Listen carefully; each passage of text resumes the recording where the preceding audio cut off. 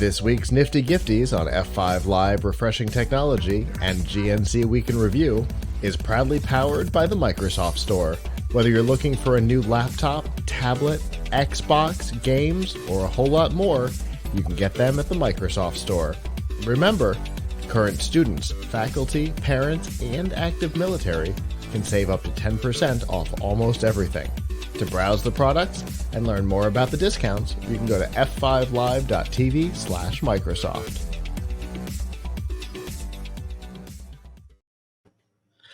A few minutes ago, we were talking about on GNC Week in Review, we were talking about an iPhone, a first-gen iPhone that sold for a lot of money. And while old tech and old phones might be seeing a spike in sales right now, the new smartphone market seems to be seeing a decline. In fact, it's the third quarter in a row that phone sales have dipped, this time 9% year over year. Obviously, we see these dips in technology from time to time, oftentimes, like when it comes to computers, laptop sales, we see it when there's not a lot of change or a lot of innovation in the computer industry. It's possible that that's what we're seeing here. We've talked about on both shows over the last couple of years that especially in the smartphone market, there's been a lot of increment and not a lot of big wow. So it's possible that's what we're seeing here. Samsung retained the top position, 22% of the market. Apple, interestingly, is the only big brand to see positive growth, which is interesting as their prices continue to rise on their devices. They're seeing growth. Hopefully, they're talking that these numbers are in units and not in dollars, because it could just simply come from the increase in prices. An analyst with Canalys. That's right, Canalys. Yep, that's right. Amber Liu said the smartphone market is highly reactive to consumer demand, and vendors are adjusting quickly to the harsh business conditions. For most vendors, the priority is to reduce the risk of inventory building up given deteriorating demand. Now, we've seen exactly this kind of across the board, right? There's been talk. Target has been doing huge inventory reduction recently. I think Kohl's has been in a similar position in clothing, in electronics, and all kinds of things. So it seems that demand for a lot of things is down right now, with retailers and manufacturers reducing their inventory to try and stop the bleeding. Obviously, some of this we know is a response to hardware issues. But what do you guys think? Do consumers just don't care? Is it the devices aren't interesting? There's a lot. So what you're talking about is also going on, just to put it in some context, it's also going on in the world, right? You may have seen talk about declines in laptops and declines in sales of processors. However, what the fine print doesn't tell you is that a lot of these declines are based on declining over what was a pandemic market, which was, and in the case of graphics cards, right, what was also a crypto market. And so, they're actually not necessarily response to the quality of the product or response to even inflationary or recessionary pressures, but that like, hey, we really should be evaluating ourselves against like 2019 or something to see what normal looked like. And compared to that, things may still actually look good. But how business cycles go. If you have an explosive growth because of some exterior factor, people and investors and media are like, oh, you've shrank.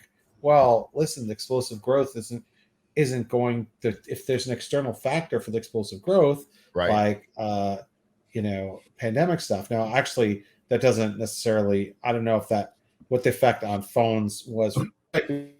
After all, that means you're probably going out less, so you need your new phone less. Right. Something it's TV, something that's stationary. But at the same time, who knows? Because more. But the other point is that there is not a great reason for people to upgrade. So, it. I mean, we were talking earlier about iPhone, right? And there were some really big inflection points where every year or two, like, I remember working in the, I was working in the industry at Laptop Mag not long after iPhone came out. And like every new phone, it was like, there were a lot of people who were like, do you remember? This doesn't seem to be a problem anymore. Where people were like, oh man, having to upgrade only once every 2 years is such a drag because my phone feels so old after like 6 months or a year. And it did, right? Because you'd have a and then like you were on 3G and all of a sudden, a year later, all the people would be on 4G and your contract or whatever made it prohibitive for you to try and so sorry, you're stuck with 3G till to after your 2 years are up. Right. Now phones are just actually a lot of them designed and priced with the idea that you're not going to upgrade every 2 years. Because a lot of people don't upgrade every 2 years. I bet if you look at it, I bet the average upgrade cycle for phones is probably 3 or more years, and maybe more driven by people dropping them or the battery becoming no longer good, no longer holding as much of a charge. More so than desire to have new features. That's me. I had a Google Pixel for like 3 to 4 years. Then I upgraded recently when the Pixel 6 came out, the Pro. So you're right. I'm in that camp. I upgrade, until Brett's, like you stated, Abram, roughly around that 3-year mark. So I'm in that camp. Yeah, I mean, look, my last phone, Samsung S8, I had Galaxy S8. I had what really I liked it. It was fine. What really drove me over the line to getting a new phone was not even 5G. It was I was having a lot of problems with the USB port. Like you had to be plugged in just so, or it wouldn't charge. You blew on it or a wind came along or something and it would stop charging and you'd have to take it out and in again or whatever. Right. Did you say that was an S8? Yes. Huh. I had the same problem with an S8. It might be a common thing, and I had that thing for like 3, and then, my wife had an S8 too and she dropped hers and broke it. So she got a Galaxy S21 or no, what was it? Was that what it was? S20, I think. And then I was like, a few months later, I'm having this problem. My birthday was coming up. I'm gonna get a new phone now, and I got like a Pixel 4a, and I love it. It's great. Now I will say, like, what would drive me to get a new phone, and I think there's a decent chance that after it's been 2 years, I might actually do it because there's to go to like the 6a or something is better camera. Because the camera on this has been really good, but it's certainly not perfect. I take pictures of my kids a lot. I need to take pictures for work, and that's my camera. So for that reason, I would buy a new phone for better camera. There's like no other feature that I feel like I'm missing though. Yeah, it's legitimately the only reason that I allowed this upgrade to happen was because of the camera. It had nothing to do with the phone. Because I have both of them now. I do mobile development, so I having lots of variety of devices is kind of part of my life. But I'll tell you, what is this? The 14 p.m. and in mission control out there, I've got a 12 p.m. I mean, the body is a little different, but the device isn't. The camera is, but the device isn't. The dynamic island or whatever is a nothing feature, which is kind of the point, right? Even this one big thing that they were super excited about, it's kind of a nothing feature that could have easily been implemented on the other devices. They just didn't do it. So by the way, is like the whole. I mean, that's why we're seeing bendable screens, right? Because that's a whiz bang new feature that a lot of people for, but it's also a pretty useless feature. So, you know, it's not helpful. So, in my opinion, so like, I don't know, that there's a lot. Everything you said is true, and I think a lot of people, if their phone is good enough and it's not broken, like frankly, if it were easier to replace the batteries, things would be even worse for the phone business. Agreed. Yep.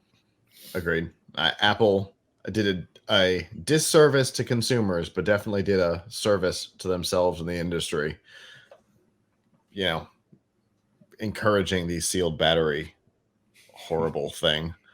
But it's definitely interesting. And like you said, I don't know if the pandemic and, you know, the increase we saw in other things played any increase here, but, you know, now we're looking at 21 to 22, not even 20 to 22. So, you know, some of that is, you know, cooled between 20 and 21, and now we're looking at another cool off. So, you know, it's definitely interesting. We'll see if this continues for a couple of years. You know, you might actually see some interesting and innovative things come out of the phone companies.